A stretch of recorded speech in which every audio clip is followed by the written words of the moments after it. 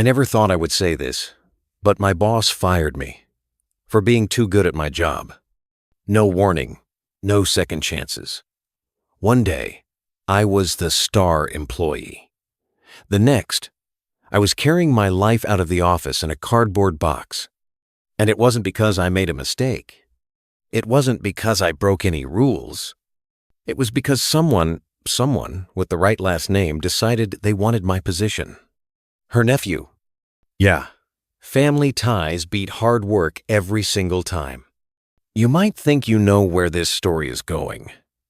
But trust me, you have no idea.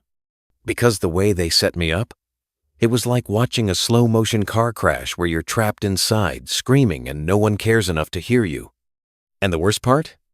It all started when I thought I was finally winning. Stick around. Because what they did next behind closed doors changed everything. When I first walked through those glass doors, I thought I'd made it. The agency had everything I wanted.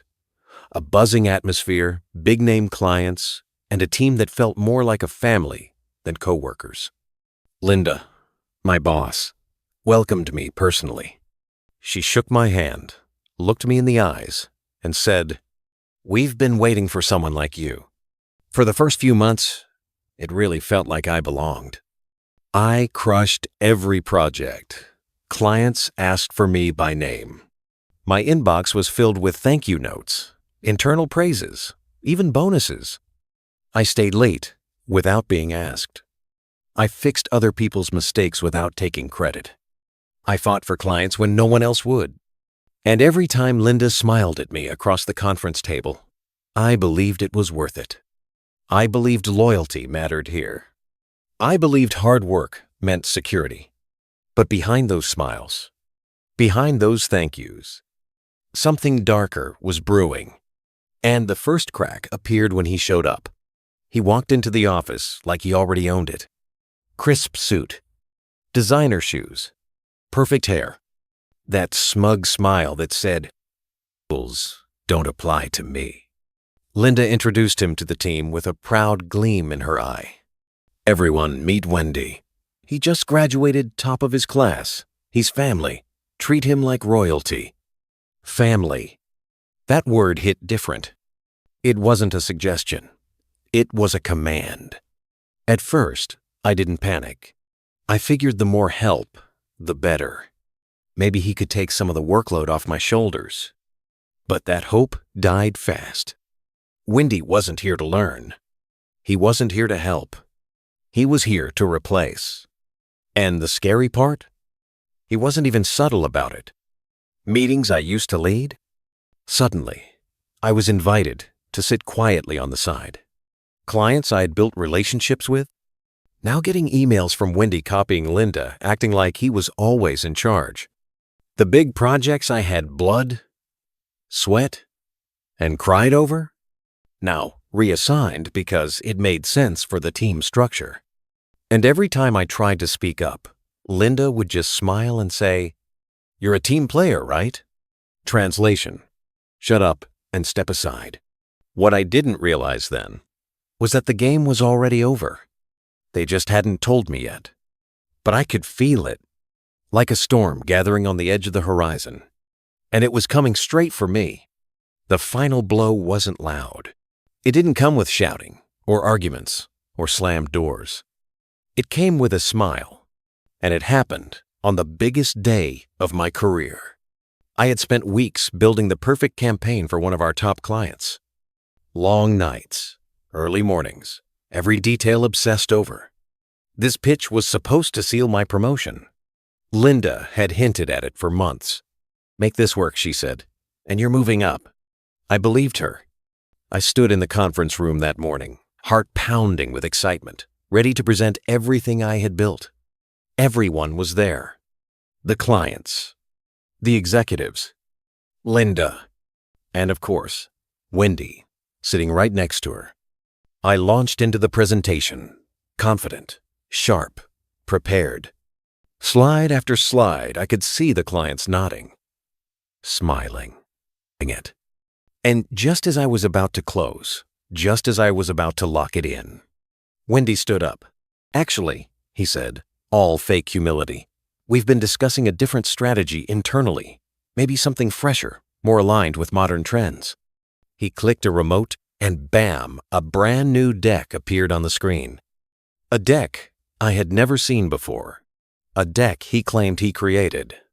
A deck filled with half-baked ideas stolen from my work, twisted just enough to make it look new. The room fell silent.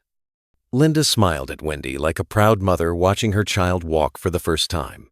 No one looked at me, not even once. After the meeting, while the clients congratulated Wendy for his brilliant vision, Linda pulled me aside. She didn't say, "Thank you." She didn't say, "Good job." She just said, "We'll be in touch." By the end of the day, an email from HR landed in my inbox. Due to internal restructuring, your position has been terminated effective immediately. Please return your company belongings by 5 p.m. No meeting, no warning, no explanation. Just erased. Like I had never been there. And sitting at her desk, watching me pack up my life, Wendy smiled. The same smug smile he wore the day he walked in. Like he knew this was the plan all along. Because it was. That night, sitting on my bed surrounded by half-unpacked boxes, I opened my laptop. Out of instinct or maybe masochism, I clicked on LinkedIn. And there it was. Front page. Big announcement. Linda posting a glowing tribute to her nephew. We're thrilled to announce Wendy's promotion to account executive. His fresh perspective is exactly what our company needs moving forward. Fresh perspective? Fresh from stabbing someone in the back. I stared at the screen, feeling anger, betrayal, humiliation all crashing into me at once. I had given them everything. Late nights, early mornings, my ideas, my heart, and they replaced me like I was nothing. But somewhere between rage and heartbreak, something inside me clicked. If they could throw me away so easily, then maybe, just maybe, they didn't deserve me to begin with. Maybe losing this job wasn't the end. Maybe it was the beginning. Because if I could survive this, the betrayal, the humiliation, the gut punch to my self-worth, then I could survive anything. 2 months later, I landed a job at a new agency.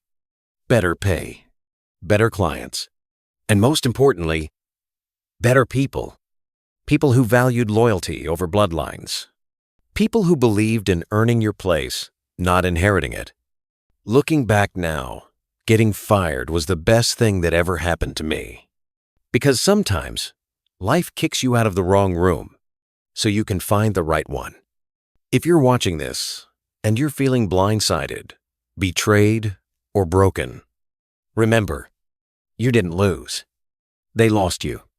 And you're just getting started.